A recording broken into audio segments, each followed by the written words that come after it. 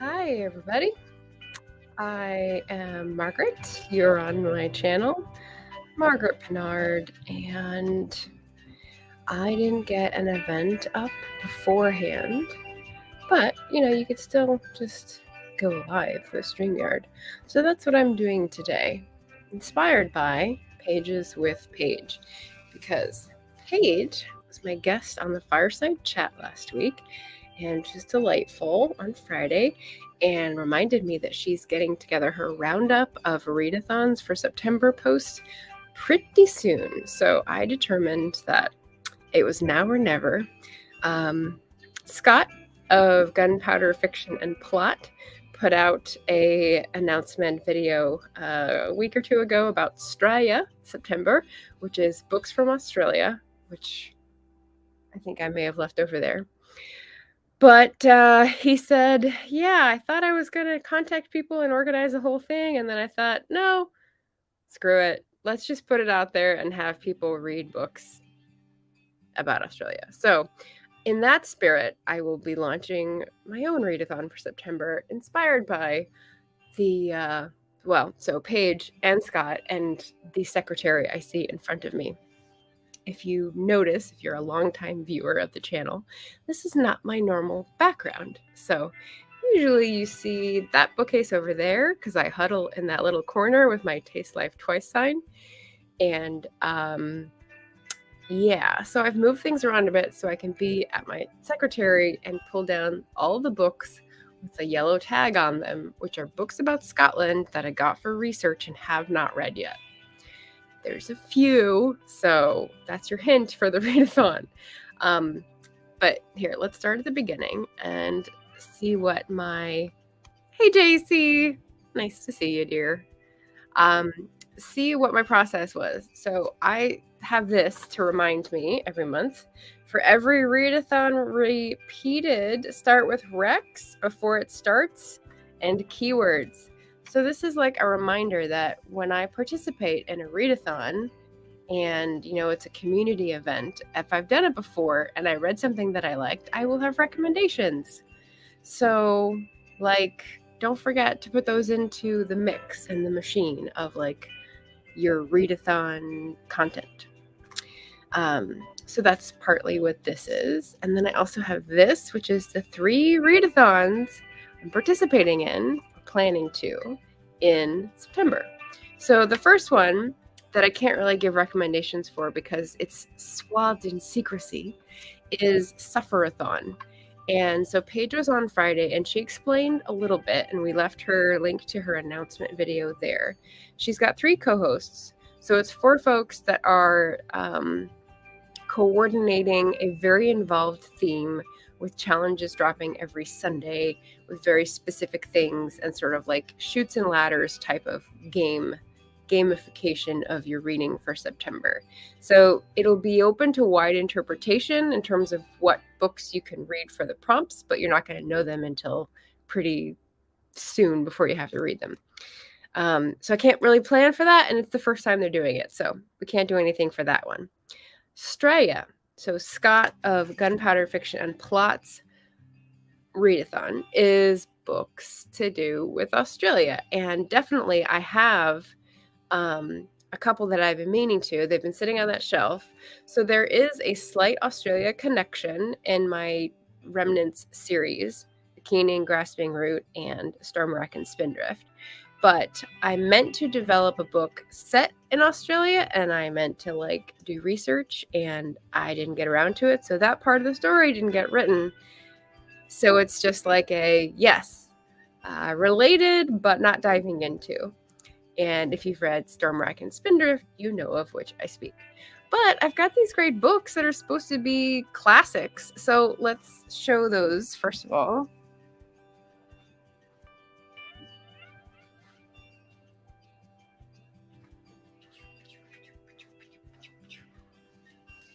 Okay, so there's just 2. I looked in my Libro list thinking there might be audiobooks that I have to read that were also set in Australia or by Australian authors, but the Australian authors that are current enough for me to have on my Libro list are mostly thrillers, and take a lot of those. So, hi RC, welcome. JC is saying 3 readathons to try to participate in. That's impressive. We'll see how I do. Nick is stopping by, sending love. We'll have to catch the replay. Who knows how long it will go, my friend. And Jeremy is here. He says, I know what the Australian connection is. Yeah, and so I got a couple books to like maybe start into that, but I never really developed it. And, you know, if you've followed what I was reporting about the prequel novella to the Remnant series, then you'll know, like, I was also investigating another angle, but that got dropped. So, writer life, author life, what can I say? Okay, so this one, not on brand here. It's a 2006 Man Booker Prize finalist, and I am not a prize book reader type of person. If you know me, you know that. But this one sounded really good, and it's historical fiction, so it's really in my lane. It's called The Secret River by Kate Grenville, and it's got fabulous historical fiction by the Australian. I'll read the blurb, the back cover copy, sorry. It's also winner of the 2006 Commonwealth Prize. So it's an older book, but it's like gotten a lot of accolades. Oh, I just have to share this. Cover design by Hoo Ha. That's delightful. In 1806, William Thornhill, an illiterate English bargeman and a man of quick temper but deep compassion, steals a load of wood and, as part of his lenient sentence, is deported along with his beloved wife, Sal, to the New South Wales colony in what would become Australia.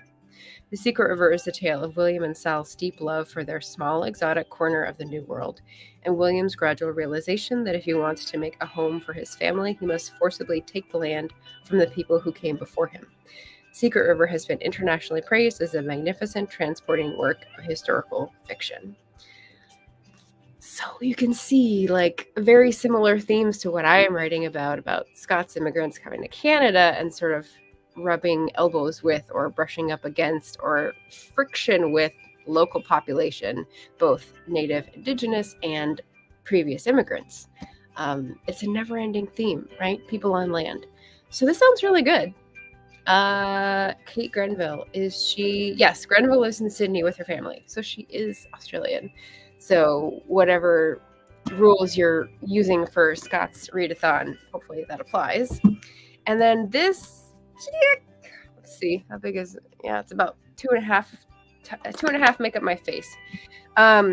This is the other book that I have that I thought would be really good for grounding in Australian history through fiction. It's called The Fatal Shore, The Epic of Australia's Founding by Robert Hughes. And of course, that's European view. An enthralling account of Australia's tragic origins is history of the highest order, combining thorough research with vivid narrative and thoughtful assessment, a brilliant and enduring achievement. And that is from Arthur M. Schlesinger Jr. So this is also an older one. Let's see how old it is and how unwoke it might be based on that. 1986. Okay. So I don't know. Scott, tell me if you've heard things about this, or I don't know. We'll see. It's reviewed by historical fiction historian Peter Matthiessen. I don't know. It's got pictures. Oh goodness. Is it not fiction? No. It doesn't look like it. There's maps. There's appendices. So when it says the epic, it's nonfiction. Interesting. Okay, well that would be good. The one nonfiction and one fiction. It's big though. Okay, so that's Straya September, unless I get other recommendations that I have that I didn't know are sitting on my shelf, because we're not about importing more books at the moment. Alicia is saying, hi, Margaret. Hello. And Jeremy says, I find it hard to believe a river is a secret unless it's an underground cave river or something. Maybe it's metaphorical. We do like metaphors in our epics. Okay, so then now we're getting down to the third one, which says Scott Secretary. That doesn't make sense to anyone but me. But I'm sitting here in front of a piece of furniture that is called a secretary, which means it's a drawers on the bottom, shelves on the top, writing desk fold down in the middle kind of furniture. And I got this from the shed, and it's been handed down for 2 generations and survived pretty well. I think it's from like the 1920s. And this is where I keep all my research books for Scotland stuff that I refer back to. One of them is out on loan. One of them I really love is out on loan to Desiree at the moment. I don't think she's writing that book, but hopefully she'll get back to that after some Desiree fun. So the ones that I have read include authors like Geddes McGregor and Adam Nicholson and Jenny Minto and Tom Hayden. That's Irish, actually. And what else? Nigel Tranter, of course. Neil Gunn. John McPhee. Yes, we do love John McPhee. Robert Hay. H.V. Morton, although that's questionable because he's English writing about the Scots in like the 1920s and 30s, which is kind of a strange and interesting combination. So anyway, let's start pulling out the books that I could read for Ancient TBR / TBR veteran for Scot-ember, which is my off the cuff. Here you go. We're going to try to read Scottish books. They can be nonfiction. They can be fiction. They can be by Scottish authors. They can be set in Scotland. They can be historical. They can be contemporary. Anything. Just about Scotland. Give me the good stuff. Okay, so let's start pulling them down.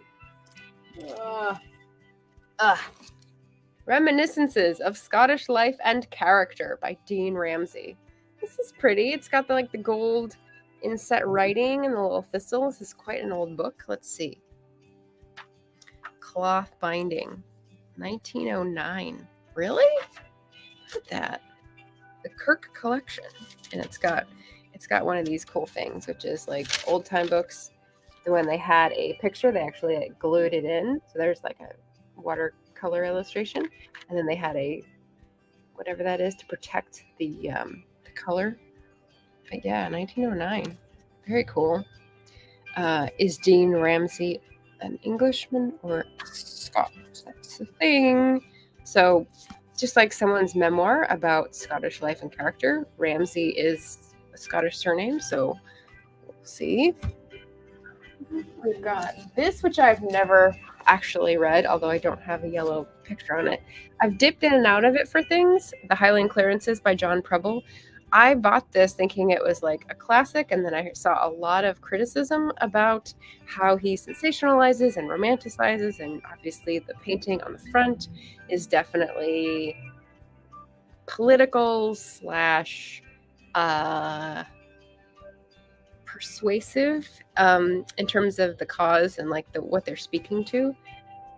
So yeah, John Preble was a very well-known author. He wrote a book about Culloden, and this is called His Famous Account of the Betrayal of a People. So again, themes that I've covered in my fiction, and who knows what the angle will be in his books, because I haven't read one in full, so I can't really say what his lean or angle is.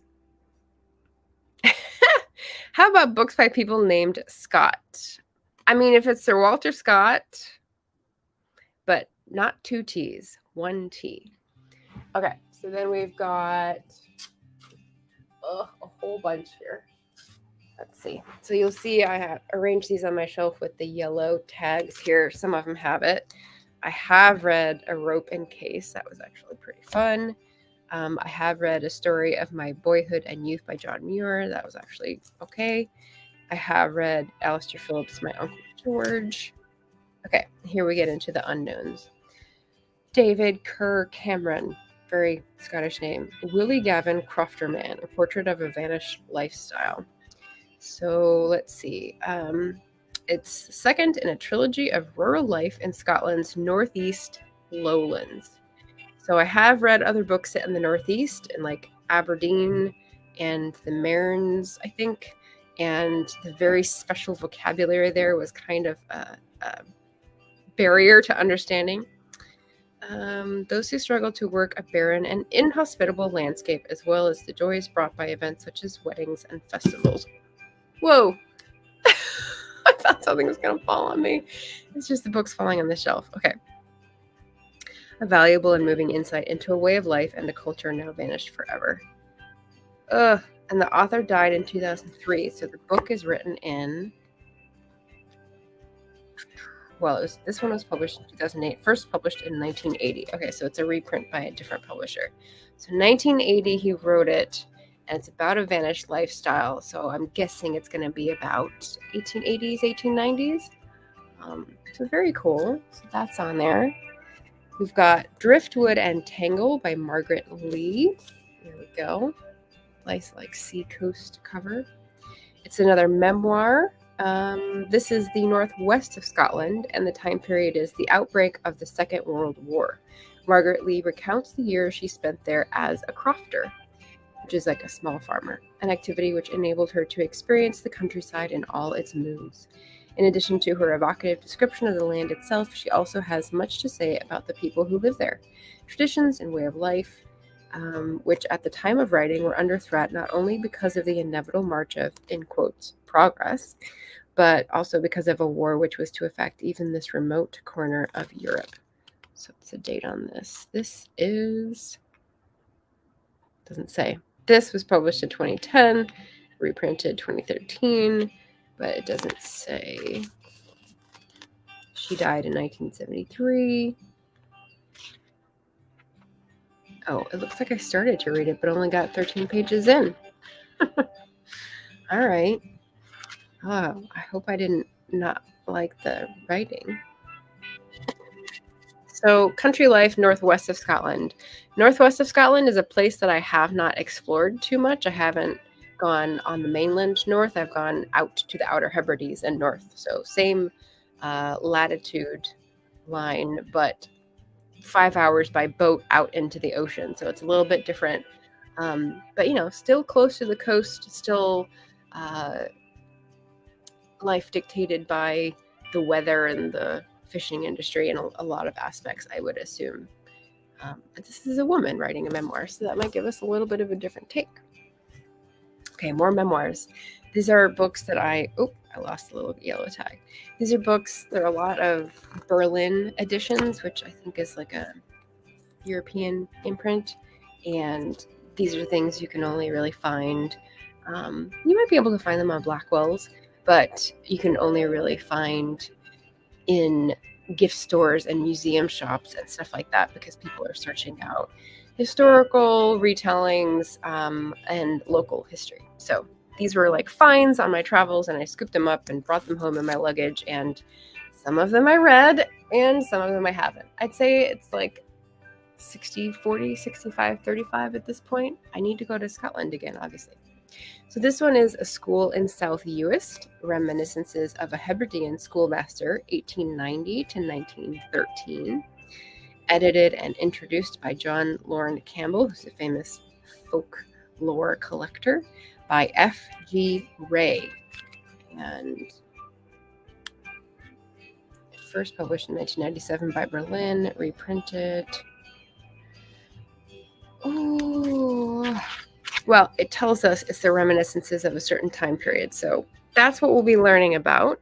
And at the moment, if you've tuned into some of the Fireside Chats, you know that I'm sort of teetering. I had just sent Sarah DeVello, who was a guest last week, the decision with her when I was doing my research that instead of the 1840s, I was going to lean towards the 1880s for the story I was sort of brewing from April's research. And so this might help with that. It says 1890, so it's like movements that are underway and how they were blossoming later. I'm thinking like 1883, 84, 85. There's some laws that were passed at that time and some agitation that was going on about land rights. And what's most interesting to me is the feedback between Home Rule in Ireland and land rights activism in Scotland, because you've got like a what's it called? A membrane that you can go through. There's a word for that. 50 miles 40 miles. I don't know what it is from Ireland's outmost coast to Scotland's outmost coast, but not very far. But they're treated very differently in some ways and similarly in other ways. But they fought back very differently in terms of getting their rights and finding self-determination. So the time period's good, but the school in South Uist, so Uist is a Catholic outpost. It's an island off the coast of Scotland. The school may not be like the hotbed of politics that is the information I'm looking for, but then again, teachers might be the ones who are part of the movement. I don't know how much will go in to that, and it's a little later. So I don't know if I have a place for this one. We'll see. Self-Pub with Andy is here. He's streaming now with his productivity social stream, which is nice. Hi, Andy. All right, and then the next one I have in this pile is The Furrow Behind Me by Angus McClellan, translated by John Lauren Campbell. And if you're thinking, wait, translated, but it's Scottish, why would you have to translate? Because there's this language called Gaelic, which Scots used to speak. So let's see. Angus McClellan's life encompassed 2 centuries and witnessed great change in the world around him. In this book, he tells of his boyhood in South Uist. Okay, so obviously these last 2 I got while I went to South Uist, which is a lovely trip. During the last quarter of the 19th century, describing how people lived as well as the events that shaped their lives. We learn of Manx smugglers coming to Loch Einert, how he nursed his entire family through one of the dreaded fever epidemics that scourged the island. Ooh, disease. Okay, so readers of Remnants trilogy know I like talking about diseases. How he was caught and fined for poaching, class warfare here, and how he left Uist to go into camp with the militia before working for farmers on the mainland in Perthshire and Argyll. So Perthshire is closer to Edinburgh, sort of on the east side, and Argyll is the west side, a bigger sort of area. McClellan later returned to the family croft on South Uist, and these reminiscences form a unique account of the life of a Hebridean crofter, a practiced storyteller. Okay, so this one sounds good. Yeah, neat picture here. Did I start this one? I did start this one. How far did I get? Let's see. The militia. Well, I turned down a corner on page 10.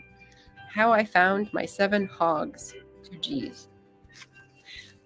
So maybe I was like scanning to try to find specific information. I don't know. But that one sounds more interesting to me than the school one. Okay, so the Soapman I've read. Scottish Buildings I have read. Oh, here's one that I keep putting on lists and not breaking into because it's a chunker. So this is Memoirs of a Highland Lady by Elizabeth Grant of Rothiemurchus. Let's see.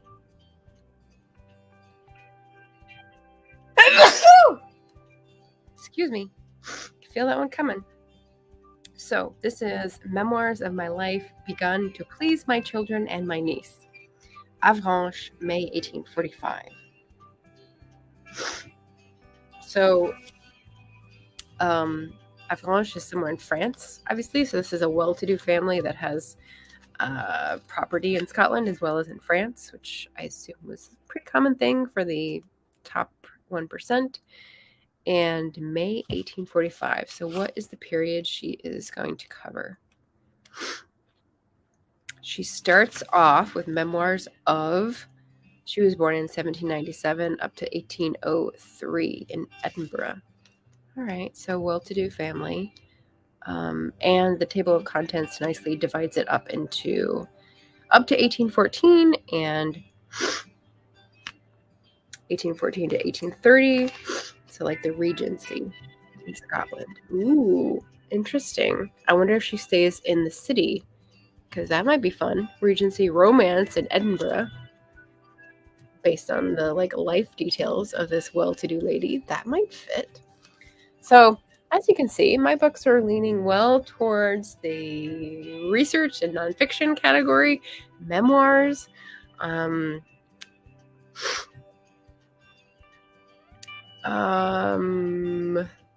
I I'm just looking at more books up here. That's Welsh. And I've read those. Okay. So those are like 1, 2, 3, 4, 5, 6 possibilities. Obviously, I'm not going to read all of those because I've got 3 readathons to do. What will be fun to see is if any of these Sufferathon prompts will work for some of these too. So the Australia and the Scotland. We'll see how many I can cover and double dip or triple dip. So that should be fun to do. Yeah, thank you, JC. Thank you, Kay Simmons. Nice to see you. Jeremy Fee says, Lady Highlander, there can be only one. A Highland lady. Perhaps the companion of the Highlander. I don't know. Kay says, bless you, I need more coffee. Yeah, it's almost 12:30 here. So I have not had coffee. I think I've had 2 cups of tea in the past week because it's been too hot. But I get what you mean. Yeah. Slow waking up. Leslie's here to say hi. Yeah. Hi. So yeah, that's the direction I'm going in, is nonfiction research and sort of making that drive the motivation for my supernatural historical fantasy in the 1880s. We'll see, fingers crossed, if that develops.